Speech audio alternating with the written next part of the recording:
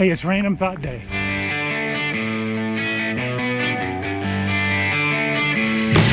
Hi, I'm Ralph and welcome to the Ageless Runner. Regardless of your age, if you enjoy running, please consider subscribing to my channel. I got lots of fun and useful things I'd like to share with you. Thank you so much. So I thought I would do something a little bit different today and maybe just kind of share with you on my run, just some random thoughts about running, maybe a couple thoughts about life might seep in there, and just kind of free flow some thoughts. So how many pairs of running shoes do you have? I have 4, 2 for road and 2 for trail. It's not so much I need different shoes for different purposes, but once a pair of shoes gets up around 200 miles for me, I'll buy a new pair. And I'll use both.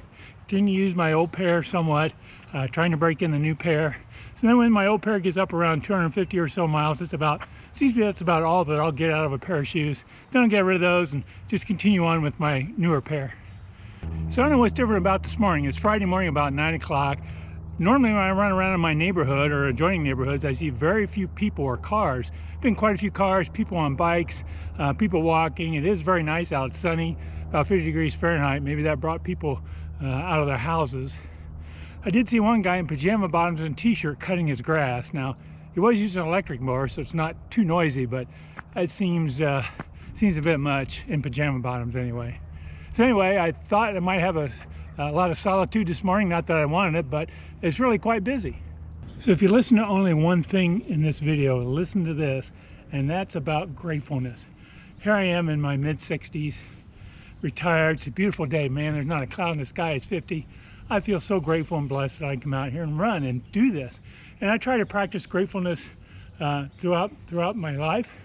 One thing I do is when I go to bed tonight, before I go to sleep, I try to think of 3 things I'm grateful for. Running on a morning like this might be one of them tonight, but practice gratefulness. I remember when I first started running, I was training for a trail run. And I remember waiting on a work colleague. We were going to do a trail run early one morning in the spring. I remember sitting at a picnic table and I pulled my GoPro out and just made a very short clip about how grateful I was to be able to do this, to trail run. At that time, I was in my early 60s. Most of that's been trails. I've probably got over 40 miles trail running this month. Never would have believed a guy my age could do that, but I'm doing it. And I don't know if I've mentioned this yet, but I am extremely grateful and feel very blessed that at my age, I can go out here and do this. What do you have to be grateful for in your life? So it's late September as I record this, and I always find these in-between seasons, fall and spring, as the most challenging to dress for a run. I much prefer it in the middle of the summer, middle of the winter. Then you know what the weather's going to be like. You can just dress and not have to worry about what's today going to be like as far as sun and cloud and temperature and so forth. It's going to be so in the middle of summer, middle of winter, it's more consistent as far as temperatures during your run. Where today it's cool, it's going to warm up maybe another 20 degrees today. And they say you want to dress so you're cool when you go outside if it's cool weather, and that's all well and good, and I totally agree with that, and I try to do that. But I'm a little bit of a wuss with a cold, so I often will find myself being overdressed and getting too hot. Today I decided to wear a long sleeve running shirt here. It's sunny, which is a big factor. It's sunny or cloudy, and it's 50, which is cool. Now I'm comfortable at the moment, but if it gets much warmer, a few degrees warmer, I'm going to be too hot. But luckily I'm over halfway through my run, and I think I'll be okay.